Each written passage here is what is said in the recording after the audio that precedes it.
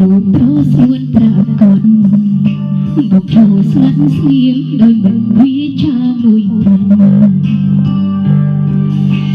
អូនសំលឹងប្រជុំថតជោគរូបបងក្នុងទ្រង់អាភួងទោះបីព្រាន់រូបបងអូនចាំយ៉ាងច្បាស់មួយបបព្រៃផ្នែកសពផ្ទៃមេឃពីទេដាំពេញពីដោយយ៉ាងក្រាស់ក្រក្រពេញដីអូនតាមមករហូតដល់តារលីបានរូបប្រស្ងួនបាត់បង់ពីការតែអូនជំនួសដោយភ្លៀងមកបានឃើញអ្វីពីស្បស្បាយរបស់ប្រថ្លៃថាមួយលានឆ្នាំស្នេហ៍ស្រីហើយពេលក៏រលាយអូនហើយខ្លីឆាប់យ៉ាងនេះឬមួយលានឆ្នាំទៀតតាមប្រថ្លៃដោយបងរកអូន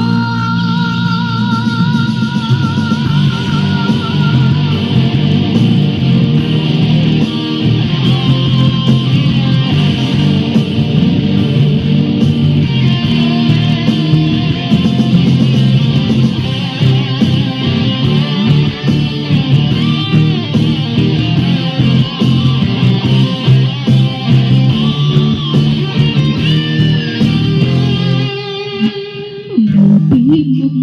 ទៅផ្លែគូនរូបប្រស្រួនប្រាកដមកឈរស្ងាត់ស្ងៀមដោយមិនវាចាមួយបាន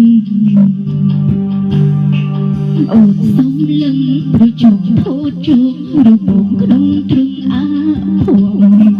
ទោះបីព្រាន់រូបបងអូនចាំយ៉ាងច្បាស់មួយបបព្រៃផ្នែកសពផ្ទៃមេឃពីទេដាំពេញពីដោយយ៉ាងក្រាស់ក្រពេញដី